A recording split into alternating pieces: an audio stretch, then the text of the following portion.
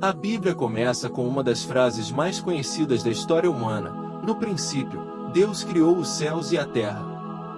E então, no versículo seguinte, algo estranho acontece. O texto diz: a terra era sem forma e vazia, e havia trevas sobre a face do abismo. 2 versículos. Uma única linha de separação. E entre elas, segundo uma das teorias mais fascinantes e perturbadoras da teologia bíblica, pode existir um intervalo de milhões de anos. Um mundo inteiro que existiu, floresceu e foi destruído antes que Adão e Eva respirassem pela primeira vez. Isso não é ficção científica. Não é New Age. É uma interpretação teológica séria, defendida por estudiosos e teólogos respeitados ao longo de séculos, conhecida como a teoria do intervalo ou Gap Theory. E ela começa com uma palavra hebraica que a maioria das traduções modernas traduz de forma que obscurece seu peso real. A palavra é Aya, e quando Gênesis 1:2 diz que a terra era sem forma e vazia, o hebraico original permite uma tradução alternativa muito mais provocadora: a terra tornou-se sem forma e vazia. Não era assim desde o início. Ela se tornou assim. E a pergunta que isso levanta é devastadora: o que aconteceu? Para entender o que a teoria do intervalo propõe, precisamos voltar a outro texto, Isaías 14 e Ezequiel 28, onde a Bíblia descreve a queda de um ser que os teólogos identificam como Lúcifer. Como caíste do céu, ó estrela da manhã, filho da alvorada. O ser descrito em Isaías 14 era perfeito em beleza, coberto de pedras preciosas, cheio de sabedoria, presente no Monte Santo de Deus. E então o orgulho entrou: subirei ao céu, elevarei o meu trono acima das estrelas de Deus, serei semelhante ao Altíssimo. A rebelião mais antiga do universo. E sua consequência foi uma queda. A teoria do intervalo propõe que entre Gênesis 1:1 e 1:2 está o registro dessa queda, não apenas de um ser, mas de um mundo inteiro que esse ser governava. Segundo essa interpretação, a criação original de Gênesis 1:1 era perfeita e habitada. Lúcifer era seu governante designado. Havia vida, ordem, beleza, uma criação-prima anterior à que conhecemos. E quando Lúcifer se rebelou e foi expulso, sua queda não foi apenas espiritual. Foi cósmica. A terra que ele governava foi destruída junto com ele, reduzida ao caos que Gênesis 1:2 descreve: sem forma, vazia, coberta de trevas, o abismo coberto de águas. E aqui a teoria do intervalo encontra seu argumento científico mais intrigante.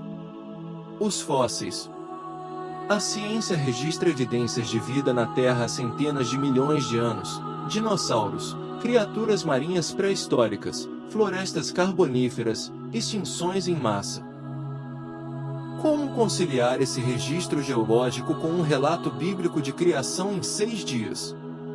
A teoria do intervalo oferece uma resposta: os fósseis pertencem ao mundo anterior.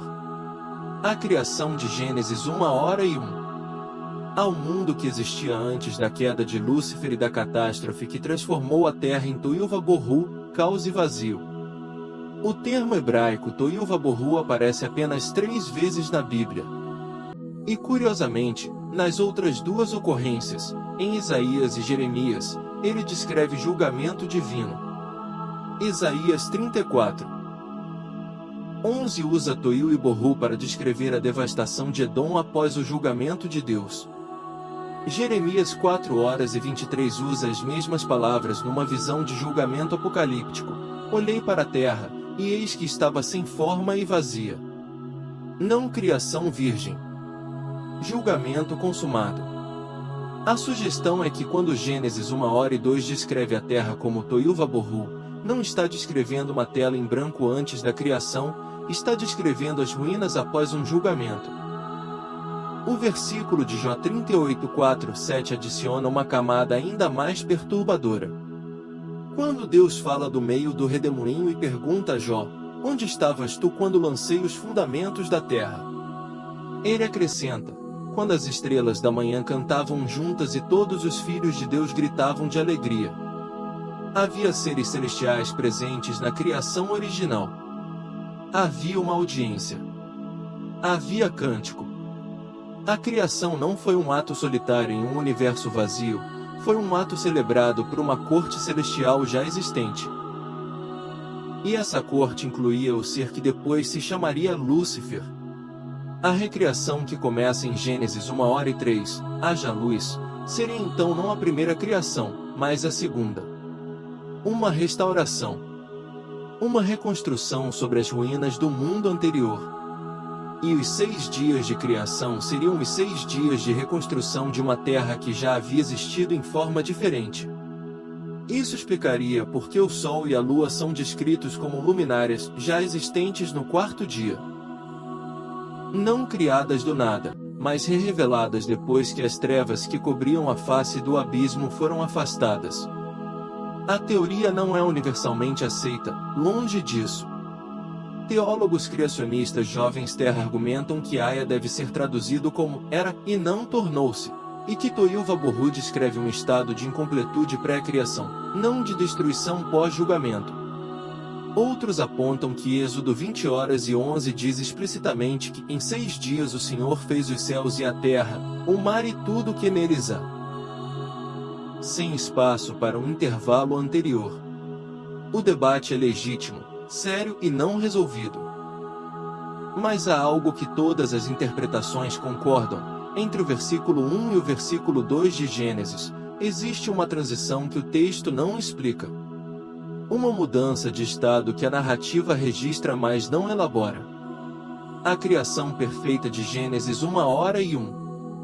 O caos inexplicado de Gênesis 1:02. E então a voz de Deus se movendo sobre as águas, não para criar do nada, mas para restaurar. Para ordenar. Para trazer luz de volta a um mundo que havia perdido a sua.